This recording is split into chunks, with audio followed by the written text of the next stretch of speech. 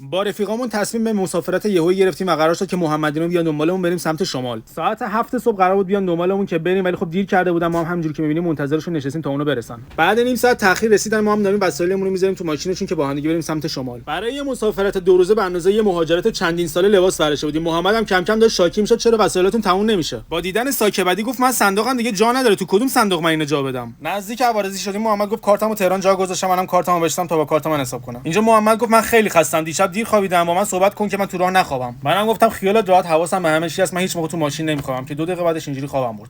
از اونجایی هم که ما خیلی رفیقای صمیمی هستیم، با هم دیگه اومدیم جاده رو آبیاری کردیم. برای صبحونه سر انتخاب رستوران آبی و صورتی دعوا داشتیم که آخر حرف من شد اومدیم رستوران آبی. انتظار جلوی سرویس بهداشتی زنونم شده بود تیپیکال من محمد، هر 10 دقیقه بار باید وای میستادیم. دوباره سوار ماشین شدیم زدیم به جاده که کم کم برسیم به سمت مقصد. اینجا زدیم بغل. محمد گفت من امروز استوری سس ماسی نذاشتم، خب برای پیجم استوری بذارم. زدیم بغل از محمد یه استوری بگیرم بذار تو پیجش. یه هایپر خوب پیدا کردیم که بتونیم خورده خوراکیمون ازش بخریم. هر مرد ایرانی برای خودش یه هندونه شناس قهاره، هر کی هم نظریه خاص خودشو داره. یکی میگه صدای تبلت تو خالی بده، گرد راه یشمی یا بیزی خالخال پشمی، یا اولفاز. اینجا محمد چمن‌مستی برداشته و در خونه‌اش می‌خواست بزنه تو دنگ مسافرت و ما رسیدیم به ویلا. داشتیم حساب می‌کردیم که از این ویلا میتونه ماهی چقدر پول در بیاره. بعد از اینکه مورد تایید جمع قرار گرفت در همینجا سکونت گزیدیم. صاحب ویلا 3 تا سگ گولاخ داشت که نزدیک بود منو تیکه پاره کنن. اینجا داشتیم میگفتیم رفیق سلامتی خودت، چون هیچ موقع پشتمو خالی نکردی، هیچ چی نمیتونه رفاقتمون رو خراب کنه. یکم مسخره بازی در آوردیم و شروع کردیم به رقصیدن که کم کم گشنمون شد. محمد که ادعا می‌کرد من سلطان جوجه بازای ایرانم، کل جوجه ها رو سوزوند. کم کم داشتیم برمیگشتیم به سمت تهران که ما هم همینجوری داشت دعوامون بیشتر و بیشتر میشد. محمد گفت من خوابم میاد تو رانندگی کن، برای اینکه ارسل منو در بیاره، نه خوابید نه استراحت کرد. این آخره مسافرت دیگه همه تو قیافه بودن. به پیشنهاد من رفتیم رستوران همسفر که نهار بخوریم، کلا ایراد گرفت و قیافه گرفت. نزدیکای خونه بود که دیگه کاملا همه با هم قهر بودیم. سفرمون تموم شد و رسیدیم خونه و همونجا همدیگه رو بلاک کردیم.